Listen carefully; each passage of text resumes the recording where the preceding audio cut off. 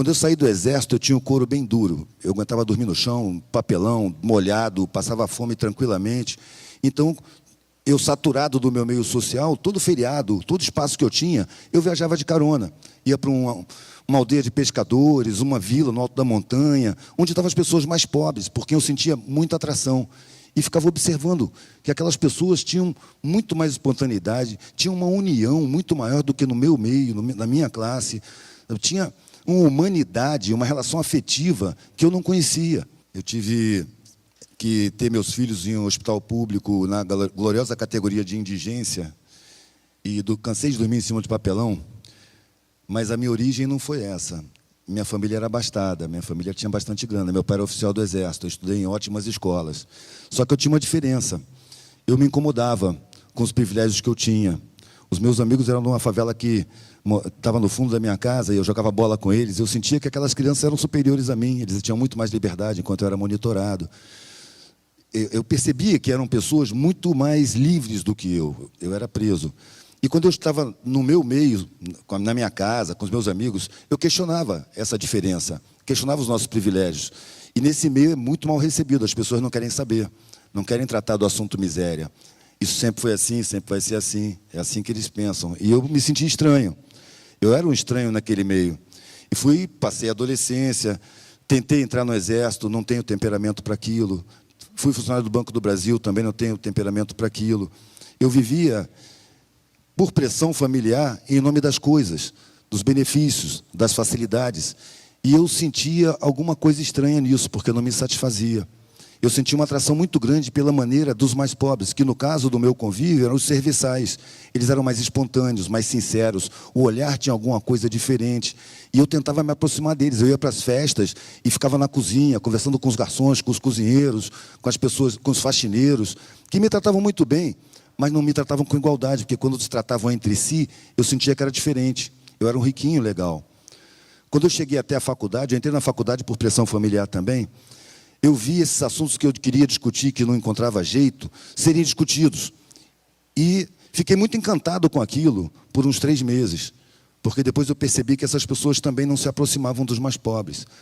Quando eu saí do Exército, eu tinha o couro bem duro. Eu aguentava dormir no chão, papelão, molhado, passava fome tranquilamente.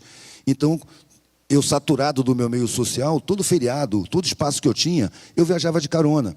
Ia para uma aldeia de pescadores, uma vila no alto da montanha, onde estavam as pessoas mais pobres, porque eu sentia muita atração.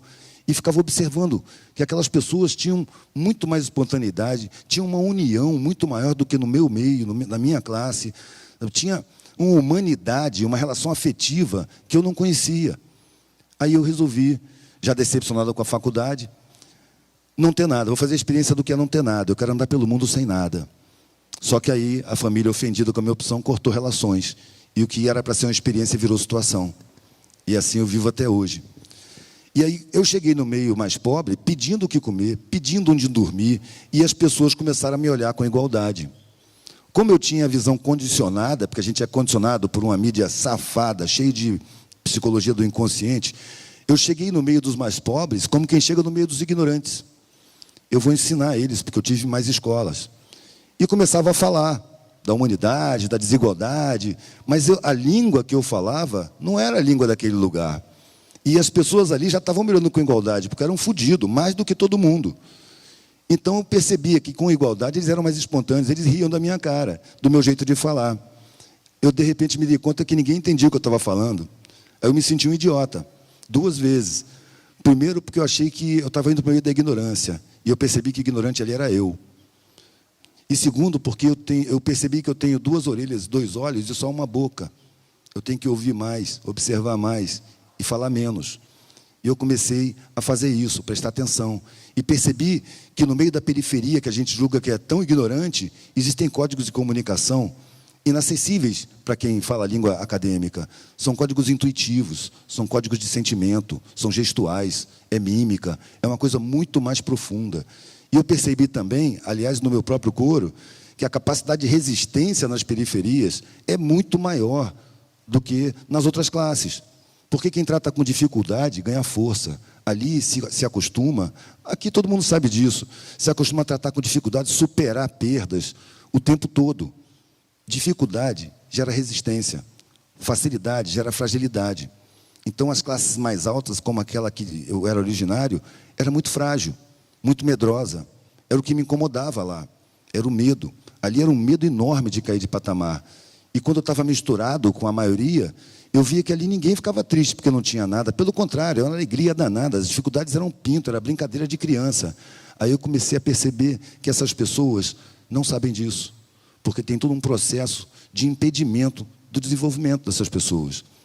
Comecei a perceber que a escola pública não merece nome de escola. Existe uma sabotagem institucional. Ali não chegam verbas, não chega o ensino. Ali é um centro de tortura de professores, de alunos e de funcionários. A escola pública é feita para fabricar ignorância, para que as pessoas não se deem conta do que acontece no mundo.